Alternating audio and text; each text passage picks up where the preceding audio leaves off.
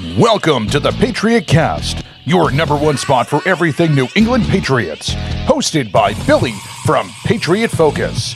Now, let's get into it. What's up, everyone? I'm Billy with Patriot Focus. Welcome to the Patriot Cast. Today, I am joined by Tim Crowley from, he's just been all around social media. We're going to be talking about Patriots OTAs, a day one recap, and some of the notes that we've seen. The A.J. Brown talks. I'm sure everyone's heard that he is likely coming to New England come June 1st, maybe a little bit after that. We'll be getting into that, why June 1st is a number that or a date that we're hearing. We'll be talking about some underrated players going into, OTAs, going into camp, and then players in the hot seat, so maybe guys that are, trade candidates and stuff. And to finish it off, we'll be talking about the schedule takeaways. Schedule just got released last week, so Patriots have a tough one. Tougher than last year, at least. Definitely not a cupcake schedule, as everyone likes to say.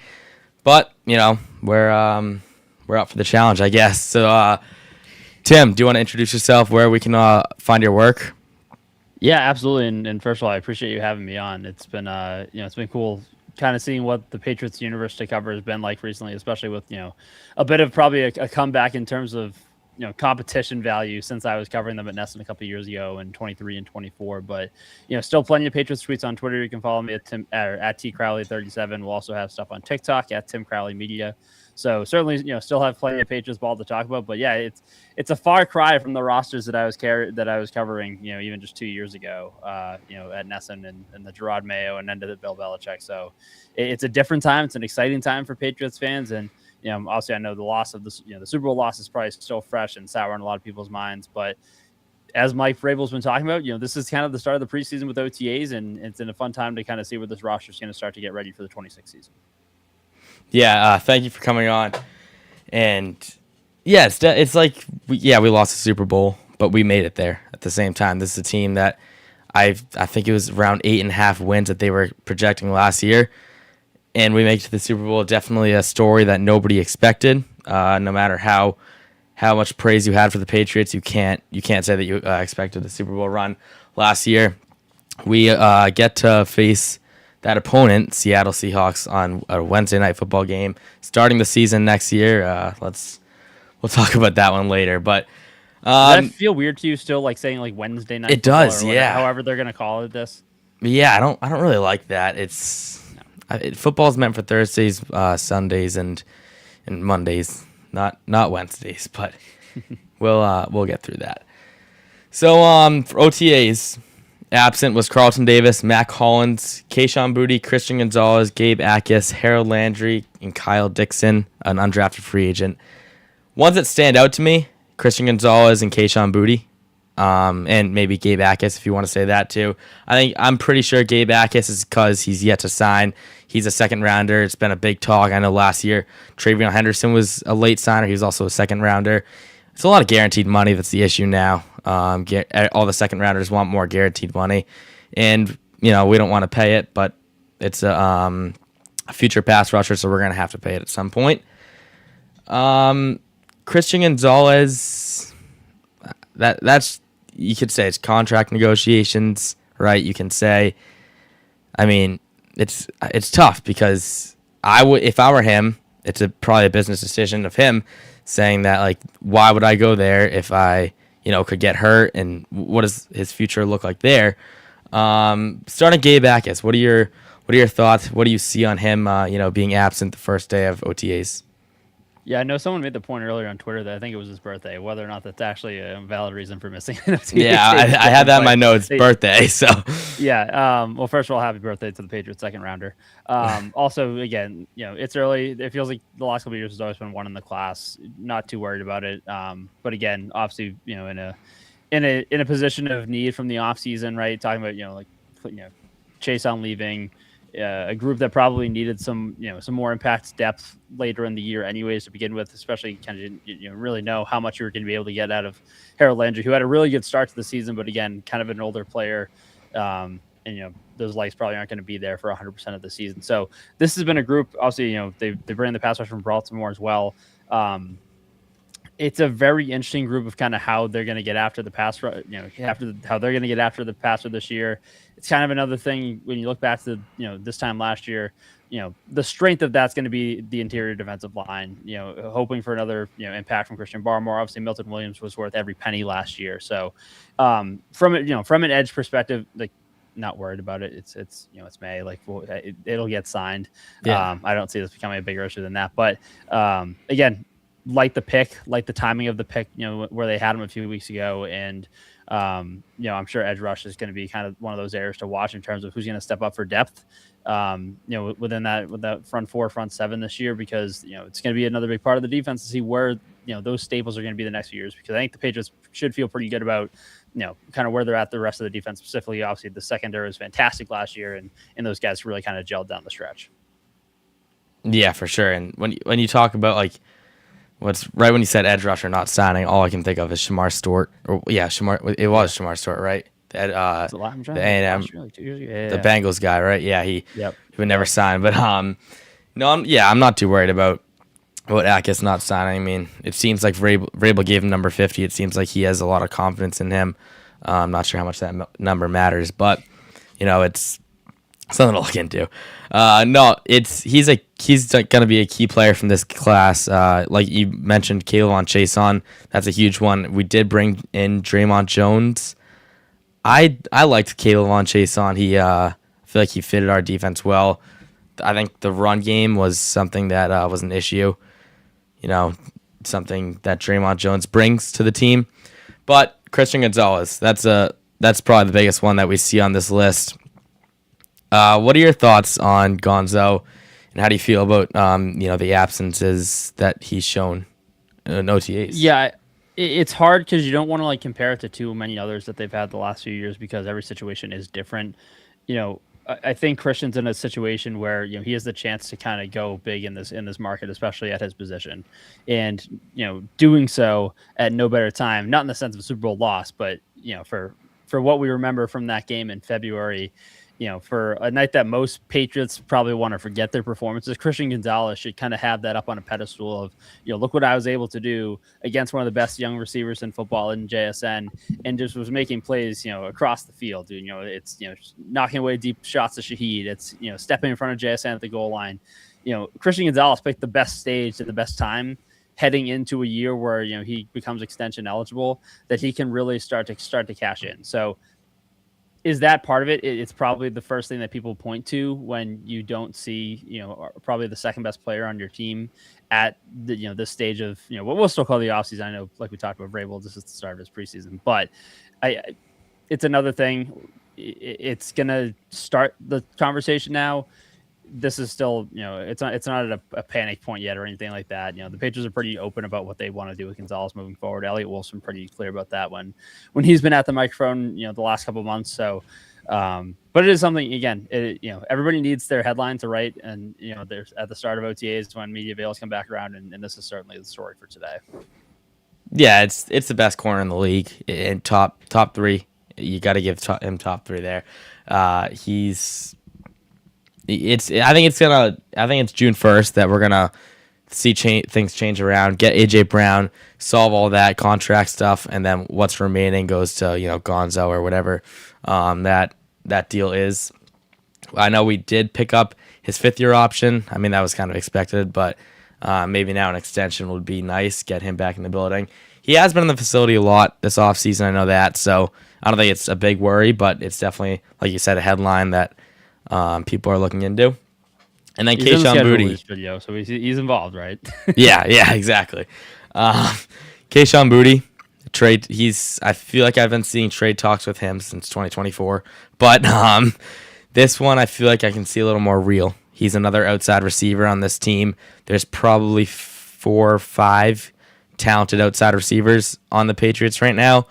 Kayshon Boutte, he has a contract due next season, and it's just, if he got traded, he's probably at his highest right now, unless he showed off for another great year. But having AJ Brown, Kayshon Boutte, Matt Collins, all guys like that, all these, and Romeo Dobbs, obviously the new addition, all these outside receivers. It's going to be tough to involve every single one of them. And when you can get a good pick exchange for Booty, why not do it and just keep everyone happy in that sense. I love to have Kayshon Boutte, but at the same time, don't go spending your money on someone that you're barely going to use. What do you think? Yeah, I think that's the interesting part of this, and something we'll probably talk about in a couple other different segments of this conversation is the fact of, and this is a good problem to have for the Patriots, because this was, there's been years in the past where you get to August and it's like, wow, there's like 7 receivers kind of, in this group, like who's going to make the cut? And it's nice to see where they've gone from like, okay, you kind of have to give Jalen Polk and Javon Baker spots because they're rookies and they have to prove themselves. Yeah.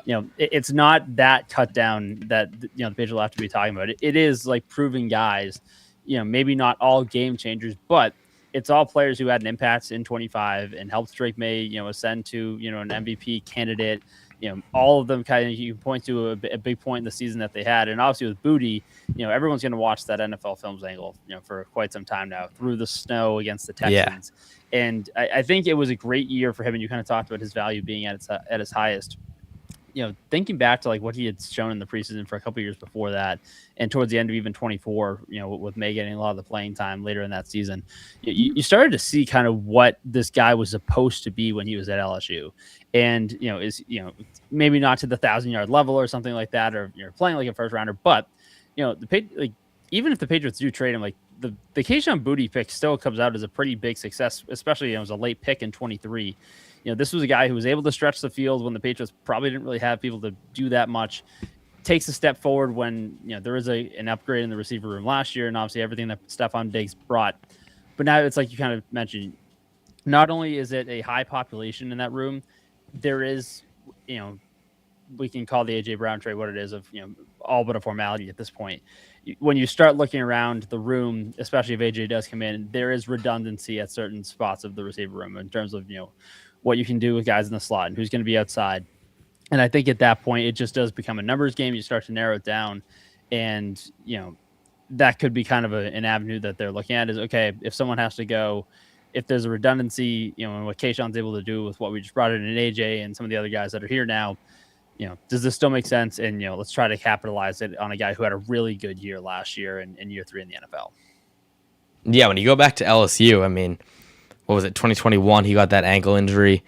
Never really the same. That brought him down significantly in draft talks. I mean, people were talking about him being a first rounder in whatever it was, 2 years from then. People were talking about his NFL capability. He got that injury. There was a gambling incident, brought him down to a 6th rounder. And, now I feel like you mentioned him living down to what his LSU expectations were. I feel like he's starting to do that now. But, let's see if that's on the Patriots next season. I don't know.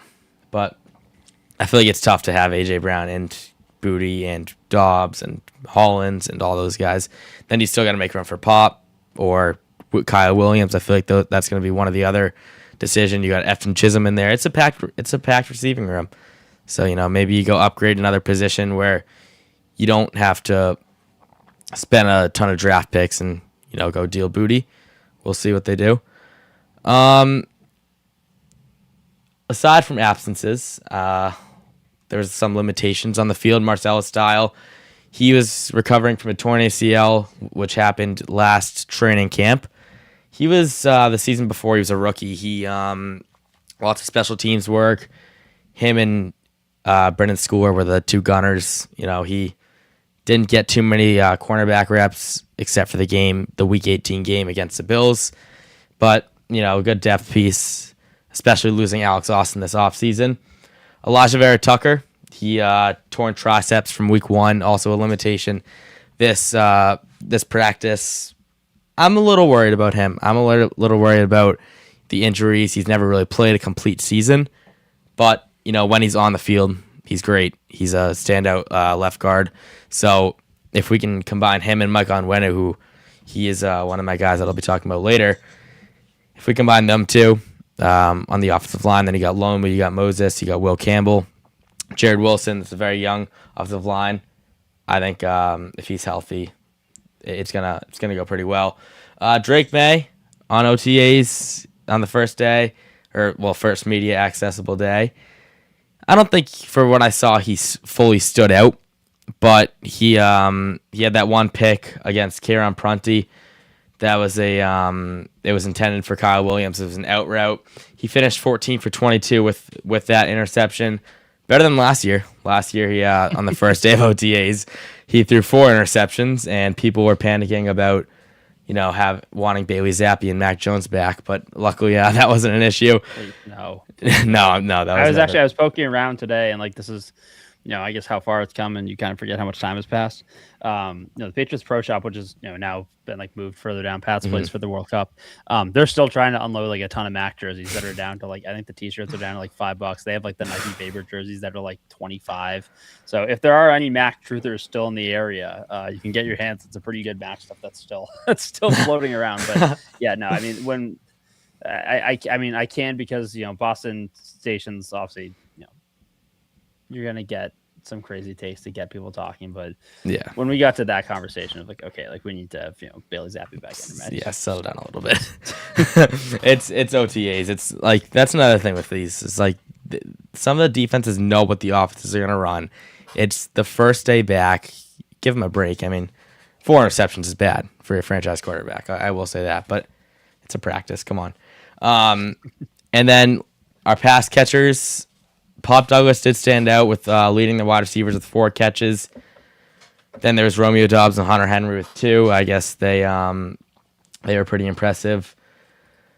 Offensive line, left tackle Will Campbell, left guard Elijah Vera Tucker, but Andrew Rupkich. I don't. We'll see later in the season how you pronounce that. But it's the fun time of the year. The pronunciation guy gets dusted off and filled in for the first time. That's right. Left guard, Vera Tucker and Rupkich, they split just due to AVT being limited. And then you got Jared Wilson at center, which was as expected. Mike Onwenu at right guard, and then Morgan Moses and Caleb Blum was switching. I know Vrabel, before the practice, said that Lomu will probably be repping at left tackle and right tackle, mostly right tackle. He didn't play a snap at left tackle, so he was all right tackle today. And all those right tackle reps came from the starting unit. That's... from my perspective, I like to see that because I am a believer in Will Campbell. I don't know about you, but I think he's capable of it. What do you think? I think the biggest thing that I looked at during the offseason was was there gut knee-jerk reactions to want to move him off after how the playoffs went? Sure. I don't know how far compared to other people I would have taken the injury, oh, he was hurt, just scrap it. I don't know if I'm that far to just totally throw out that postseason. Look, he's going to get beat by really good pass rushers, and that's kind of where do you weigh this throughout where the playoffs went. It's not like it was a bottom 5 pass rush he was facing every week. No, I mean he's facing really good guys. I mean Will Anderson was a stud coming out of Bama and has been nothing but that. And in Houston, LA had built up a really good group. Denver was obviously one of the top defenses in the league. So again, I found myself kind of playing both of okay, I'm not gonna thrash him for the guys that were beating. Obviously Seattle was a monster in the Super Bowl.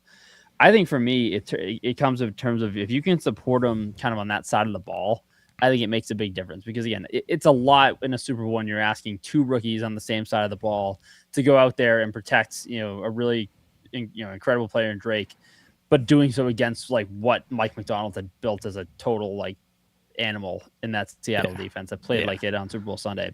I think the biggest thing for me, and I know you touched on him, still being limited in terms of his participation. When I was back, in college, I was interning at SNY at the time, and all I heard about from the delusional Jets fans, and maybe this is where I should stop this take, was kind of their belief in the 2 guys that were going to be staples of the of the franchise to finally bring them forward were obviously the talk about Breece Hall, who when he has room to work has been a pretty serviceable back, but they raved about Vera Tucker and really thought that he could be that staple because those few Jets teams that did really put it together, and 2 Jets teams that went to the AFC Championship game 2 years in a row, going on 15, 16, 17 years ago. Were built pretty well up front. And I think that they probably felt that way about Vera Tucker. It didn't work out. and again, injuries have been a big part of it. I think if he's able to be healthy and he's your starting left guard week 1, it takes so much pressure off of Campbell, and I think it just kind of allows the rest of the line to fill in because, this is not the impact year of Caleb Blomu yet. Like that's coming, and like this year's in no way invaluable to him. But I think when you kind of look if Vera Tucker is healthy, it kind of just like sets the tone of like a deep breath across the rest of the line. Like you probably have one good year, one more solid, like serviceable year of Morgan Moses on the end, on one who's been great. Wilson was obviously a center at Georgia. Give him a chance to kind of get back to that. And then you kind of allow Will to settle in, knowing that he has a talented guard, when healthy next to him. So I think Vera Tucker like maybe one of the biggest X factors to talk about when we talk, in the fall. But certainly want to see him healthy the next few months. Yeah, for sure. I mean, some of the blame you can't just put on Will. There's the left side with last year, obviously Jared Wilson. He was a center in college. He was one of the best centers in college football when he was doing it. It questioned me when they did put him at left guard because I know at training camp that year I was always just like I didn't see left guard as a possibility. I always saw center, and but then obviously there was Garrett Bradbury in the room. There was Ben Brown. There was all that stuff. So I am happy to see Wilson back to where his natural position is, and then like you said, feed Will Campbell a little more. But that is kind of cool with the Jets fans and all that. And I mean, this was probably 22 at the time. Yeah. And again, it's not like much has happened since then, but yeah, that was, and then obviously everything took off with like the Rodgers hype 2 years, a couple years later and stuff like that. Yeah. But like that was kind of what the talk was. It was like, okay, like, it's finally starting to come together. Like we have guys in front that can protect, and we're going to bring in Rodgers and this and that. And like, to be fair, like you could understand some of it back then. I mean, like the rest of the roster had a lot of strengths. Like there were real players on the defense, and like Wilson's a really good like receiver. Sauce Gardner, we're going to start to build this out, but it's hard to overcome like whatever mojo runs around the Jets facility because it's a New York Jets. I mean, even this year they had a great draft. I mean, it's a New York Jets. We'll see. I don't got much for him. And then running backs. Running back 3 is a big talk that I've been looking into. There's obviously Ramondre Stevenson and Travion Henderson. We saw last year that split was. I would have liked to see more from Travion, but you can see what's wrong. I feel like it's patience. He needs to get that a few clinics with Le'Veon Bell, and I think he'd be one of the best running backs in the league. But no, I think running back 3 is an interesting position to look at right now. It's a big battle, a 4-way battle. There's Terrell Jennings, Jam Miller, Lan Larson, and Miles Montgomery. I'm okay with saying Miles Montgomery might be removed from that battle. I think it's going to be Terrell Jennings, Jam Miller, and Lan Larson. I know Vrabel liked Jennings last year, and he also liked Larson, whatever. I know Larson got hurt in that preseason game, and that was season-ending injury. Where was he? I think he was UC Davis. That was his college. He was undrafted last year. And Jam Miller, Alabama guy. I think he was the second guy there. He was the RB2, and he's a fun guy to watch. He has, I feel like, the patience comparing to Henderson, but I don't know. We'll see once it gets closer and once all like training camp and pads go on. I feel like there's gonna be a different conversation. Defensively, we already talked about Gonzo, but there was also Carlton Davis being absent. Vrabel said he talked to all those guys who were absent. By the way, he said that everything was cleared up with them. So, but he said, with them absent, it was Kobe Minor, Charles Woods, and Kindle Vildor as the top 3 corners on the day. And what are your thoughts on those 3? I feel like Marcus Jones, we'd see a little more, but he's a veteran. I saw him returning punts a little bit. So, what do you think of that? Yeah, I mean, obviously they love how dynamic he is, and he's been able to do special things with the ball in his hand in the past. Again, I try not to make too much of kind of like who's here and who's not first day. Like we did this with Brady too, like years and years ago, and obviously it's a different story. But it's like, I try not to make we're not even in June yet. Obviously, there's important dates coming up on the calendar before training camp, but I'm not gonna sit and lose sleep over it. It's pretty clear that I mean, again, like excluding quarterback, it's probably fair to say that the corner defensive back is probably like the group you feel best about going into the season. Oh Like, yeah.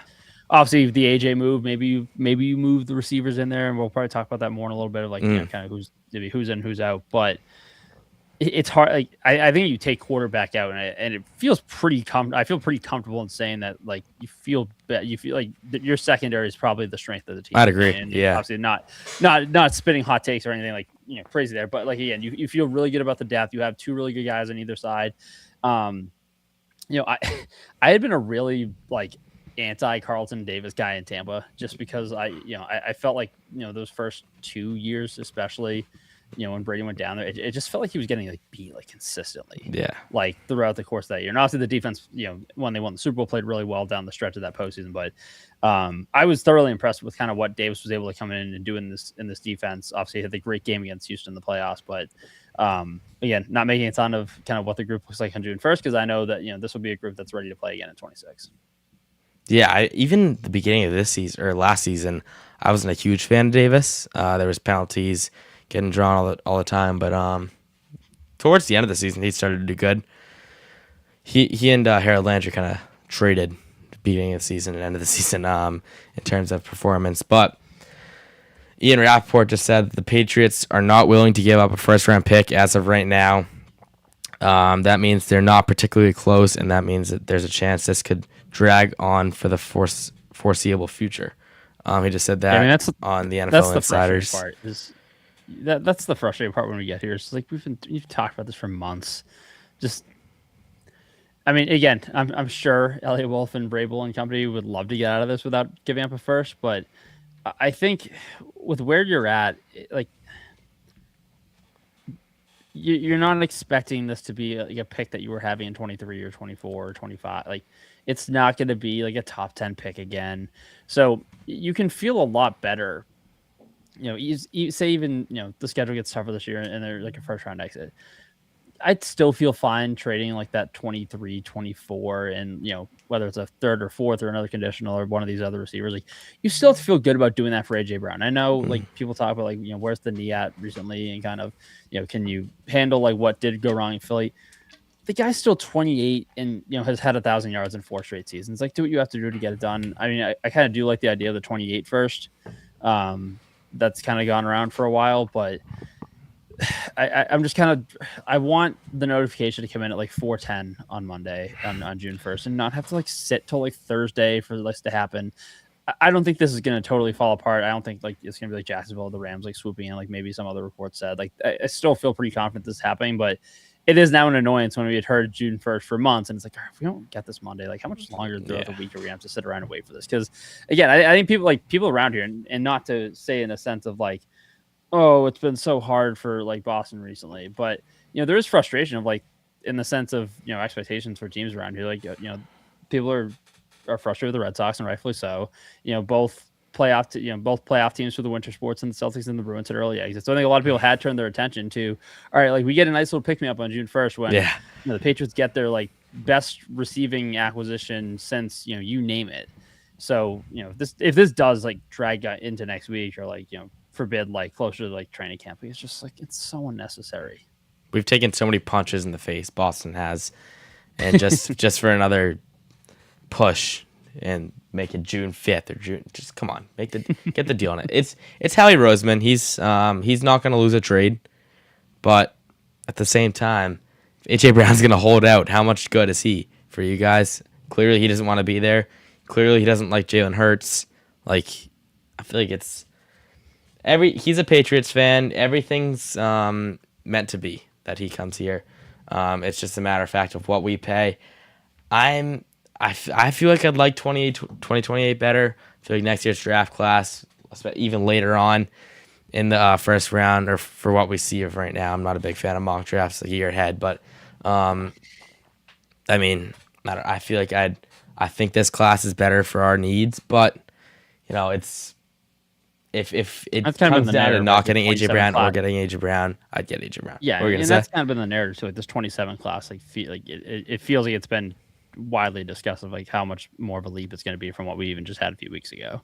For sure, yeah. I mean, even last class, it wasn't terrible, but I feel like this class, you got all these blue chip guys that you've been waiting for to get drafted ever since they came in, and now it's their time. So I mean, like I said, if it determines if we're gonna get him or not, go get him. Go spend whatever you have to, because I'd rather get him now. Drake May is kind of in his, he's nothing's stopping him right now, and Right. I feel like this figure out the team- money because again, like obviously the Gonzalez thing we talked about, you have to pay him. Figure out this mix for AJ now because you don't want to figure this out later or try to go receiver later and be having this conversation a year from now when it is time to pay Drake, and who knows what the quarterback market's going to look like by that point. Oh yeah, exactly. And I mean, also even Gonzo, like you just said, like you don't know what that market's gonna look like. Especially, I feel like that there are a few guys that still have to get signed. Was Witherspoon signed yet? Extended? I don't think he was. Remember, I even just didn't. like thinking around like the rest of the position, like I don't know, like Sertan get paid yet? No, know, like, I don't Goff think. did. I don't know. I know it's a big thing that like whoever gets paid first is gonna get paid. I feel like a little bit cheaper for the team paying, but we'll see. We have a comment in here. Would you rather have Diggs or Brown? I would much rather AJ Brown, but Yeah. Diggs was good. He did his. I felt like you overperformed last year. Oh yeah, Right? definitely. Like, not in the sense of like, oh, like, so you're down on what you can do in 26 or whatever. It's like, no, it's just, when we like, that was kind of like the last like Patriots conversation or, piece of content I remember doing in Essence, which is kind of the talk of like, all right, well, what can you realistically expect from him? On the other side of 30, coming off of an ACL, but also like just kind of like diving into, it's like, all right, well, there were kind of signs that he was playing really well for Houston before he got hurt. And, again, obviously everything that's happened since it's happened off the field and kind of like what's been a roller coaster of ups and downs, good and bad.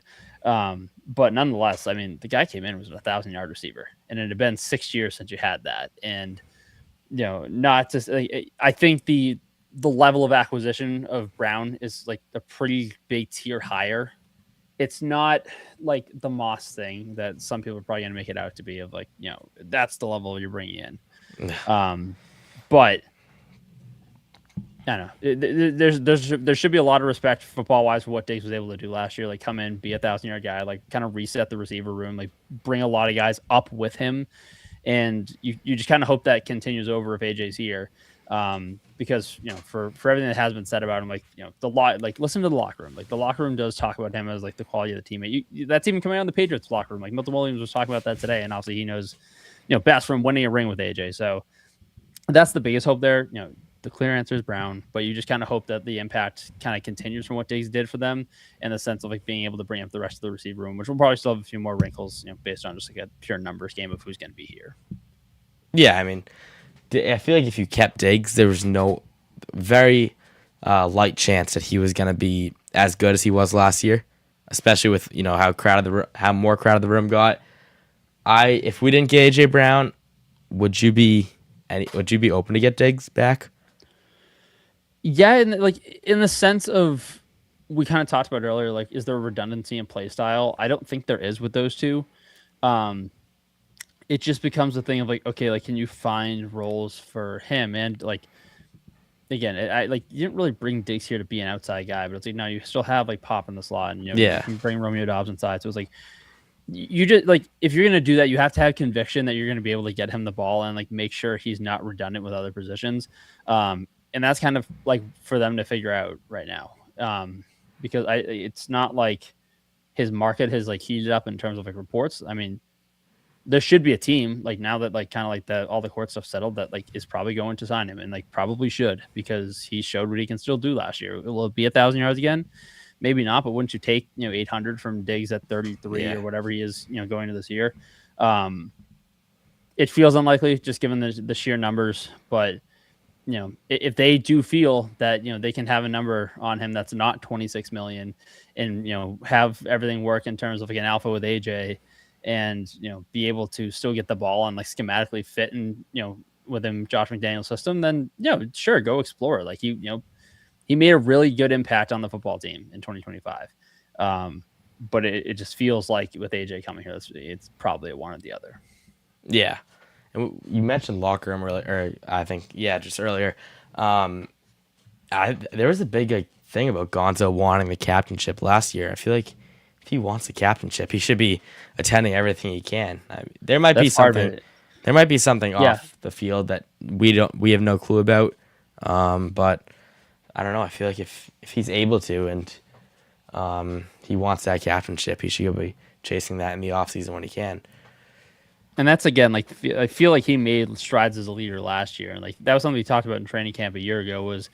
And that was an instant variable impact. Was knowing that this is a big pillar, a big staple of where your organization's going, and one of your top players.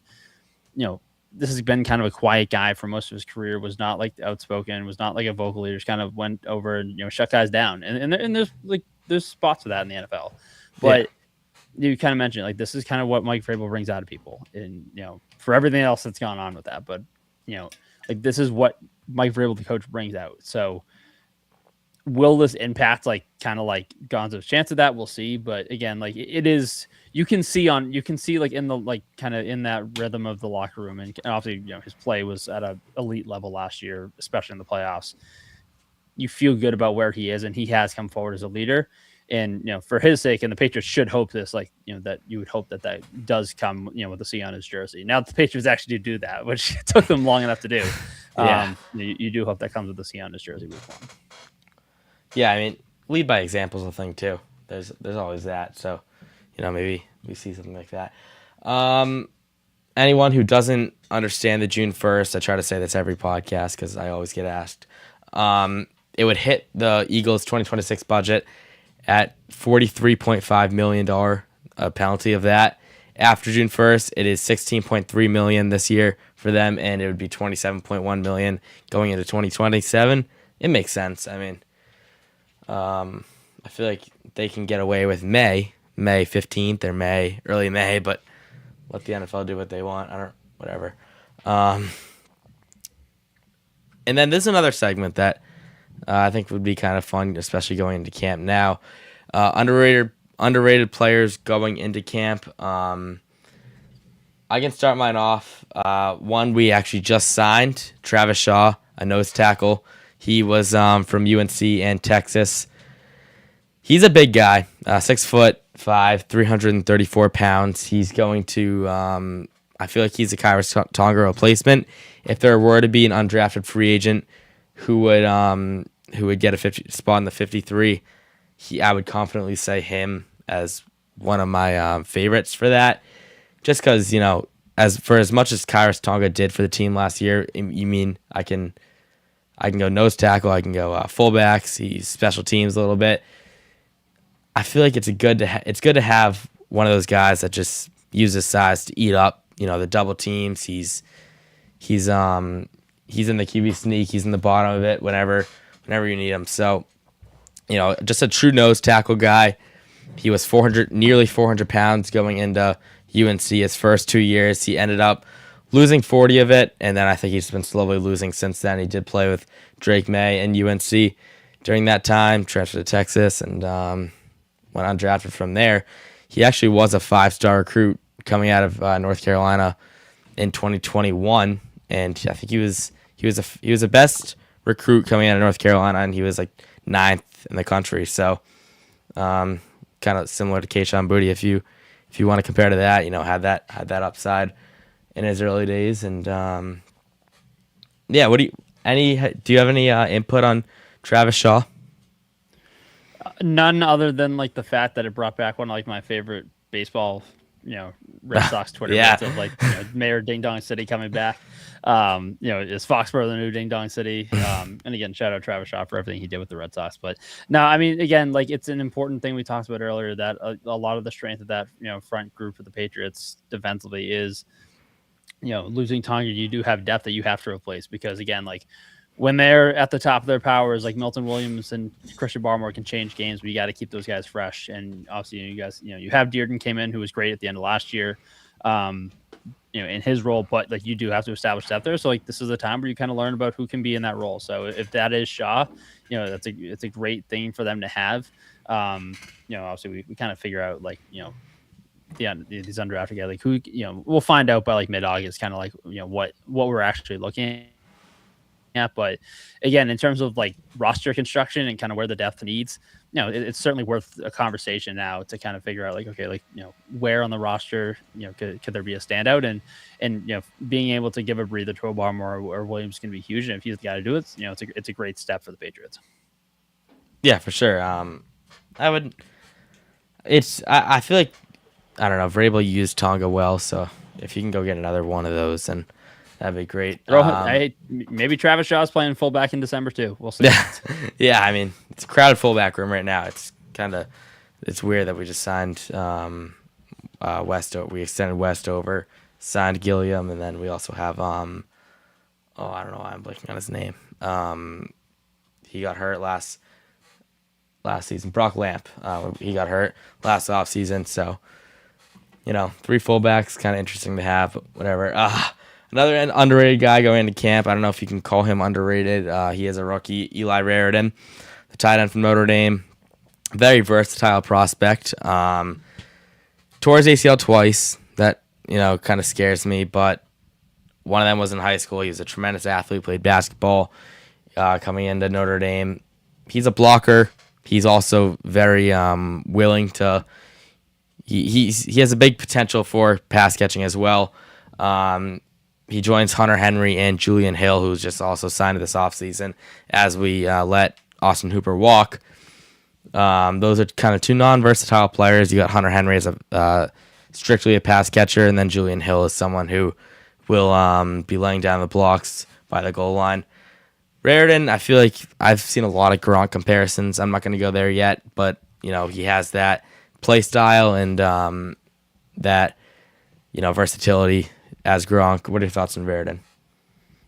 I think in terms of the draft class, like, he comes with maybe the most, like, one of the more important roles, maybe not now, but in the future. And it's like kind of like we talked about Caleb Williams, but probably on a higher emphasis in the sense of the skill position player.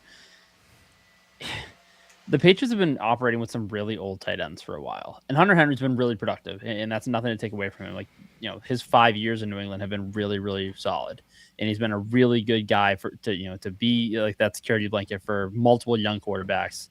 Obviously now landing with Drake. They kind of have to figure out where that's going to go in the future, because you're not, like, the clock's ticking on like how much longer Henry can give you, like, real production value, and you don't really have like a number one behind there. And that's like kind of the interesting thing with Raritan is, like, if you want to go Gronk comparison, go in the sense of maybe don't immediately shut down a guy's potential based on injury, college injuries, or kind of like the limited reps on the field. Especially like diving into it, it's like not like it's a guy who caught a ton of passes at Notre Dame. He had a high yards per catch, but we're talking like 15 receptions at one point. Yeah, so. I think if you want to go the Gronk angle, if you really want to throw these two together, go that way, in the sense of, all right, he was hurt in college, but don't rule him out yet. But I think that's the biggest thing, is when you're projecting for the future, and to be a real contender that goes beyond just the Super Bowl run last year, you have to hit with your picks, you have to develop internally, and that's going to be one where for Raritan, like, they kind of need him to at the very least be like a capable pass catching two at some point in the next like 2 years probably. Given that, again, like, we'll see what Hill is able to offer, but clock's ticking on Hunter Henry. He's given you a lot, and what this position looks like moving ahead is important, because the Patriots have had, it was great for them in 2010, the 2 tight ends they drafted, but they've also had some years where tight ends in the draft in those middle rounds have been flaming failures. Jaheim Bell, he's the closest one I can think of. I think of like 2020. It's like, oh my gosh, we heard so much about like what Dalton Keene and Devin Asiasi are going to be able to do together. And it's like, all right, well, when was the last time you talked about any of those guys? Yeah. This is the thing, is like, and again, different front offices, different whatever. Like, not going to like compare those too much either. But it's been a while since the Patriots have kind of found a tight end that can come in and make an impact. So Notre Dame obviously has a history, like in the last 10, 15 years, of being able to put out some guys that can make an impact to that position in the NFL. I wouldn't put crazy expectations on what Raritan can do in 26, but that pick becomes rather important when planning out like the rest of the roster the next few years. Yeah, you have the guys to hopefully develop him and reach his potential. But yeah, you said it right. I mean, tight ends, tough to come by in New England, especially rookies. you mentioned those two guys. I know Jaheim Bell. We took a chance on. I think he was actually good in Florida State too. He was versatile, man. Like he was able to kind of do a bunch of different stuff in terms of like what we saw in training camp. Again, seventh rounder. Seventh rounder, yeah. Yeah. So, see what happens. Obviously, difference in terms of expectations with the pick, but again, like if Raritan can be something by maybe 28, that's a big step because again, like you don't have Hunter Henry forever, and you're gonna need that, especially because again, like when you and this goes beyond Josh. Like there's been a lot of the couple of different play college pages have been able to work with. Like tight ends have been rather important. And you think about like even when McDaniels was gone, and kind of like the transition to like the 2.0 dynasty, like that like ability to go out and play like 12 personnel, especially with Bill O'Brien, became really important for the Patriots and like kind of like kickstarted another level to that offense, and they were able to play fast and kind of like dominate matchups. And that was a big thing, with Brady and like trying to figure out like, all right, like we don't have Randy Moss anymore, but like where can we exploit matchups and win that way? Obviously, again, like you don't have to play like that, given like where Drake is and his like ability to make physical plays down the field and kind of play a different style than Brady probably did. But if you can kind of get like a young tight end, like incorporating that the next few years, and you're mixing him in with AJ and Romeo, like it becomes like such a different level of like what the offense can be. Which saying all this stuff feels like a lot to put on a third round pick right now. I'm not sure anybody else even is. Yeah. But like when you start thinking about the complexion of what the offense needs to be the next few years, like you do kind of realize how like massive this pick could be. Yeah, you also have like measurements are a big thing too. He's 6'7", 250. That's you like the size, right? Like, yeah, you have to. I think Elliot Wolf and his company I feel like they were targeting wrestlers. Because I know Lomu was a wrestler. I think Akis was also a wrestler. I don't know what Raritan did. I know he played basketball and stuff. But if he reaches that potential, he's going to be a really big pick and part of the future for us. There's also CJ Dupree. I don't know how much you want to put his name into the picture, but he did some stuff in Alabama. I thought he was okay over there. So maybe we see a little bit of him. Maybe a camp battle for tight end 3. You don't really keep 4 tight ends on the roster, but you could move one of them to fullback, but you're not doing that from a third round guy, especially when you have 3 fullbacks already. You just talked about how many guys are in that room too. Exactly. Yeah. So you'll be cutting someone. Maybe you can put Hunter Henry on the hot seat, but for the connection that him and Drake have, I feel like it's kind of hard to do that and take one of those targets away from Drake. But speaking of hot seats and trade candidates, let's go to that. Did you have any underrated players that you have going to camp or? No, I think it's Dearden on the line and being able to kind of fill in like around like the depth and behind like your big dogs on the line. Like that's kind of where I go with that.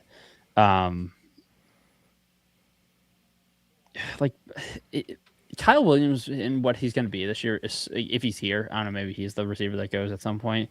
Unlikely, given that he showed some big playability as a third rounder last year. Like where he fits in terms of what his role is in the offense, like assuming the AJ trade goes through, and like where does he factor in, especially if like Mac and Pop are still here, like where do you kind of like see like what Kyle Williams is? Again, he like last year was here to do one thing. He's here to run really far and like and stretch the field, like and be able to kind of like have those like kind of like shot plays.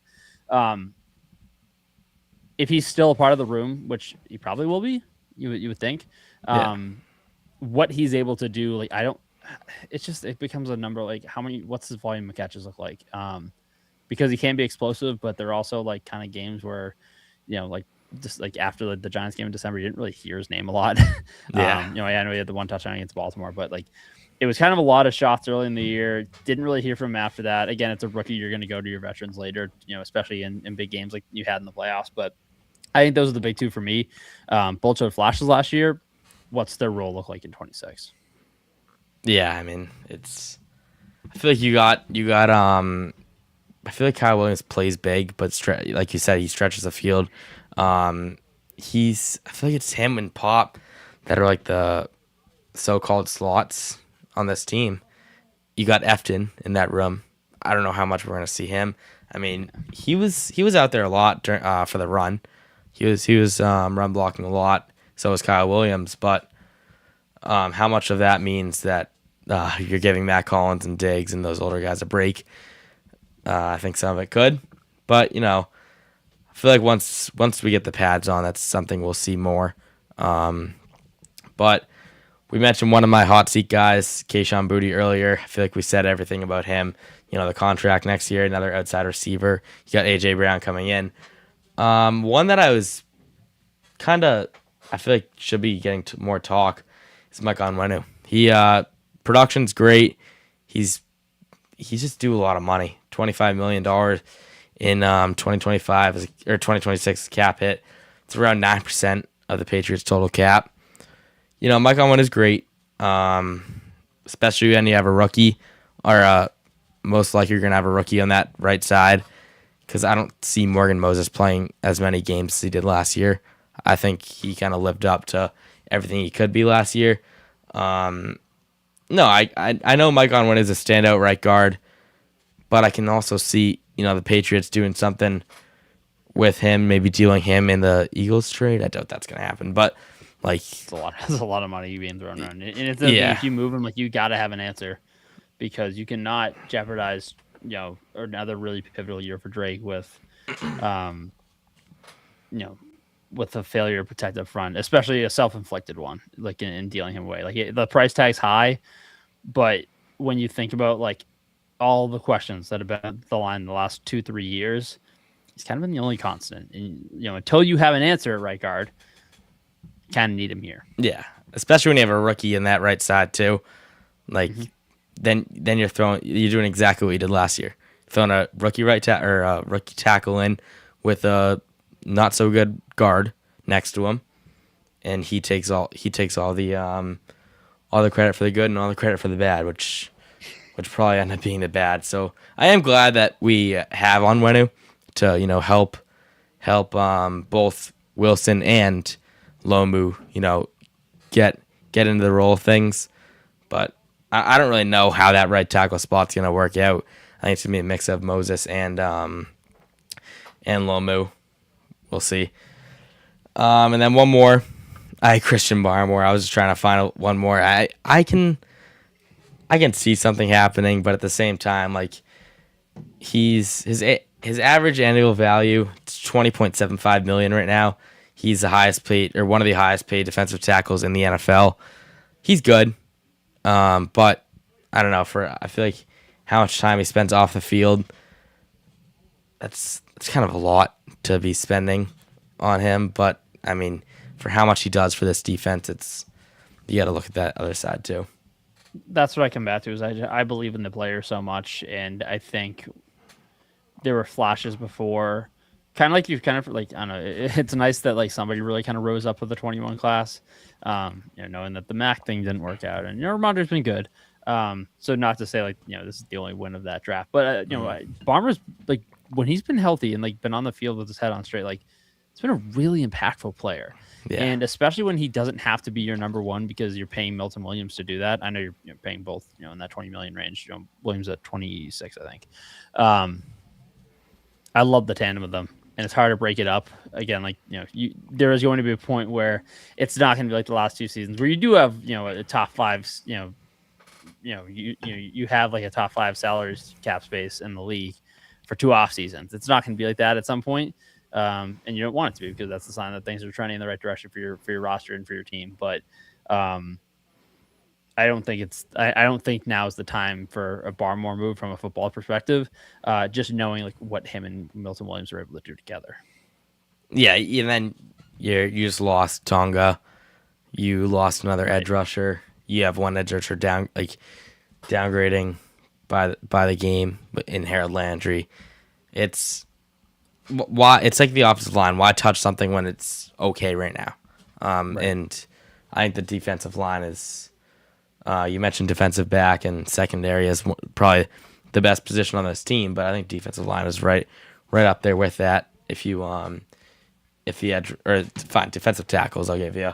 And then lastly, schedule came out last week. Oh, let's get Schedule came out last week, and Patriots, like we said, I mean, it's not a cupcake schedule once again, like we had last year. It wasn't an easy ride last year, but it wasn't a so-called hard one. You're going to be traveling this year. The first 4 games are going to be tough. You're facing 2 playoff teams: Seattle, Pittsburgh, Jacksonville, and Buffalo. 2 home and 2 away. Last year we were road warriors. We up to February we won every single away game. Maybe that can happen again. It's tough though. This is just hard out of the gate. It's hard. And yeah, I know they lost pieces, but Seattle's still really, really good. Yeah, I mean, we'll see if they can go undefeated through the first 4 weeks on the road. It's just, yeah, Seattle's they have good defense. Sure, they lost Kenneth Walker. Who else did they lose? They lost was it Mafe? I think they lost Boye Mafe too. Yeah. It's a good team. That's, we're traveling to Seattle. That's never a good sign. Road Warriors or not, it's a tough game.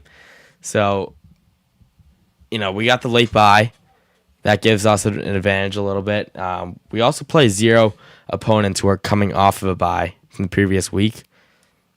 Something to look into. We got the Germany game versus Detroit. That's technically away, but I think we'll get the advantage there in terms of fans. We have a pretty good program there over in Germany.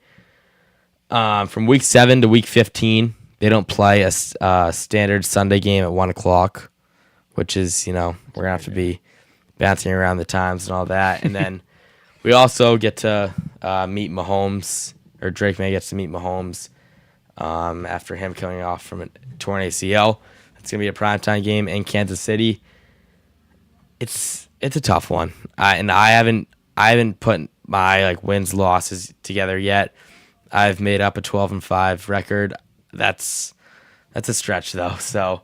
I mean, we'll see. Do you have any input on the schedule or any predictions or something like that? Yeah, I think my first run through was that it was a generous 11-6. That could be more of a 10-7, but regardless of playoff team, borderline expectations of playoff team, especially given where the rest of the division is. Buffalo's gonna be right there again. Buffalo's gonna be you're gonna be challenging in December. That December game.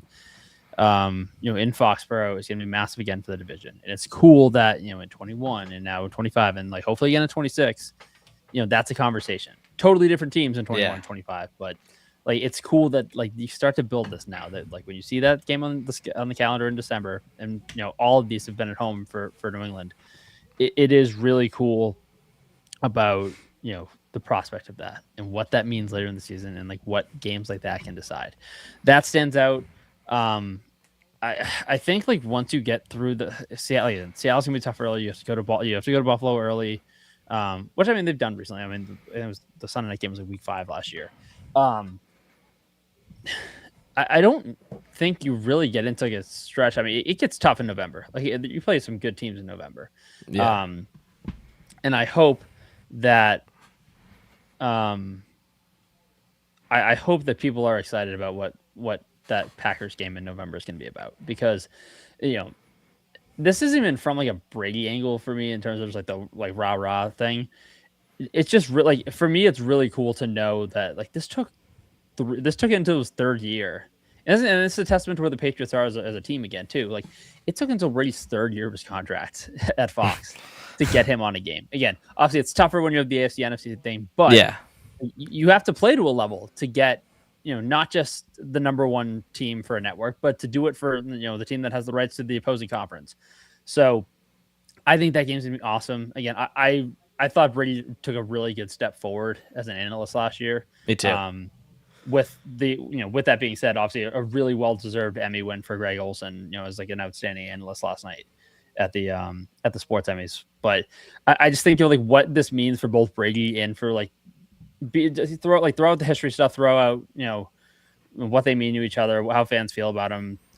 This comes down to just it's cool to see both sides of us in a really good spot years after the dynasty. The Patriots going to be coming off for a Super Bowl appearance. They've earned the right to be in these big window national games again, and it's cool that Brady's doing it. In a obviously in a stadium that he built metaphorically. Yeah. I'm really fired up about that game, but man, it's going to be like that Kansas City game could be one when you start telling the story of Drake May's career beyond last year. Like that's a game. It's like if he goes in and like really, has like a strong performance, like leads a fourth quarter drive. Like I think they really can win this game, just from where the rosters are. Mahomes obviously, should be kind of like back to his realm by then in terms of, where he's at with the rehab. I mean, he's already out on the field throwing passes and stuff, but I think he was gone from last week. Yeah, he was out in like shells the other day. Like, he's fine. Like he'll be as crazy as it is. Like he's gonna be ready. He'll be well within the rhythm of the season by December. But man, like you think about what that game's gonna be like loud atmosphere at Arrowhead. Like if they're back in the it's a hard division for the Chiefs in the West, but that's another one. You think about the implications of what that game is.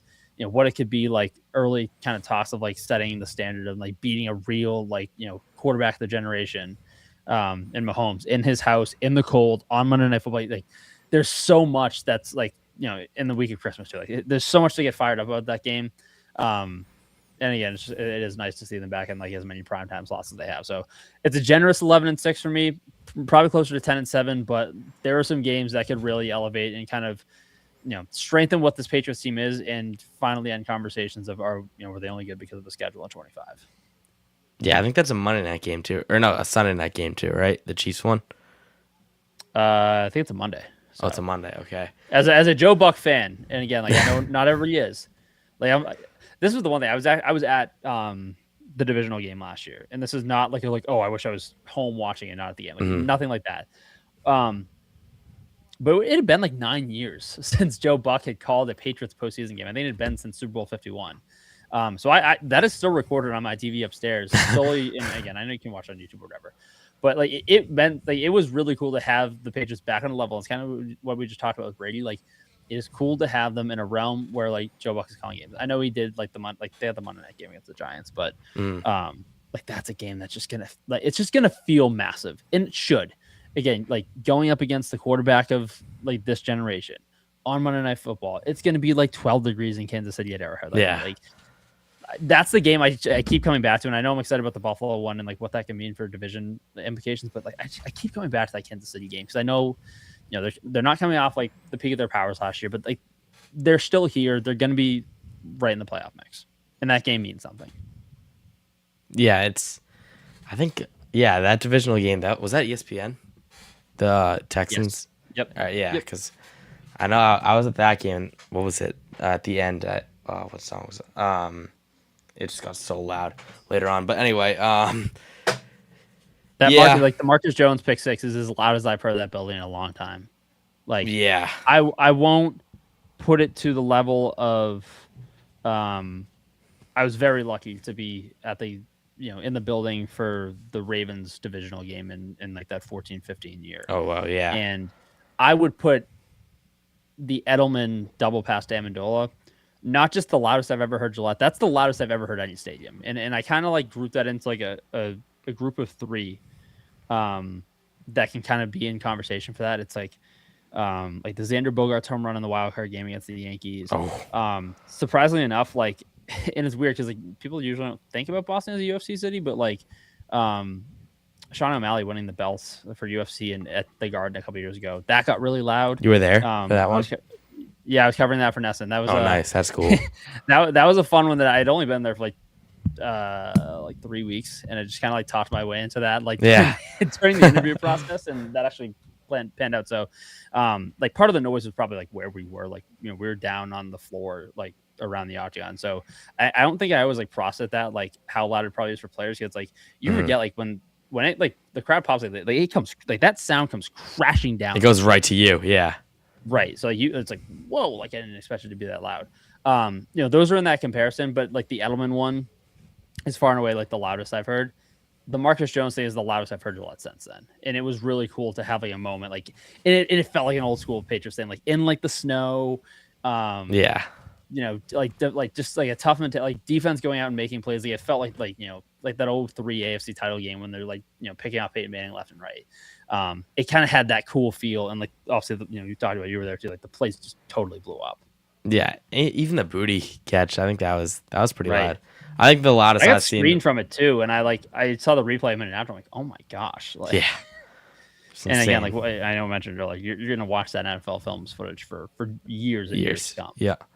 I think the loudest I've seen is Sadon's walk off, and that was loud. That just a crowd pop. Trying to think. Yeah, I think. Yeah, it's got to be the Sadon. That's a good one. Yeah. So it's gonna be a tough schedule. I mean, 12-5 is definitely generous. That's me just making up a number, hoping the Patriots are gonna do good. I'm gonna have to go over and revise that before I go tell everyone that one. I was gonna say, come back in August. Yeah, Put it on the record August 1st. What do you got? Yeah, I'll have to do that. But we're approaching an hour. But no, Tim, thank you so much for joining and coming on talking Patriots tonight. It's a pleasure to have you. It's always fun to bring on new guests, especially ones from around hometown. So. Do you have any more thoughts that you'd like to share? Get this AJ Brown thing done. I'm sick of waiting. I'm ready for. Usually, again, I'm a baseball guy first, but usually my football transition of really just start the season usually comes like that second week of July. Forbid if we're waiting for the AJ Brown thing by then. Oh gosh, I can't do it. So I'm not gonna get it. Get AJ Brown here. Get him in the building, and again. This is going to be a fun summer to see where some depth comes from and kind of upgrading the roster from within. And this is where you start to distance yourself in terms of not just a one-hit wonder, but a perennial playoff team. And this summer is going to be really important for that. So get AJ Brown here. I'll stay with 11-6, and let's see if the Patriots can repeat playoff appearances because it's been a while for that too. Yep, that's right. Once we get AJ Brown, I'd love to we'll keep in touch and we'll try to get something going. But no doubt. No, yeah, like I said, thanks for coming on. Hopefully we do get AJ Brown. And yeah, so one last time, where can everyone find your work? Yeah, we'll be keeping up throughout, as the season gets closer. Still plenty of football stuff. On Twitter at @TCrowley37. Also have some kind of game look backs on the Tim Crowley show that you can find on YouTube. Just went through the 2011 AFC Championship game between the Ravens and the Patriots. Really cool to talk to Bill O'Brien and kind of get his rehashing of that crazy game and going up against the Ravens defense of that era. So definitely go watch that. That's those will be on TikTok too at Tim Crowley Media. But football's approaching, and you certainly don't want to rush the summer by in any regard. Yeah. But it should be another fun fall in Foxborough. I hope so. And and you can find me at Patriot Focus on Twitter, TikTok, Instagram, and basically every social media platform you have. And then this podcast will be on Amazon Music, Spotify, YouTube, and basically everywhere you listen to your music and podcasts. So thanks everyone for tuning in tonight. It's a pleasure to talk to the Patriots pre June 1st / AJ Brown trade day. And yeah, until then, when we're not talking, check out the Instagram and everything all about that. We're starting to write some articles. And yeah, that's it. So everyone have a good night, and we'll see you guys next time. Thank you.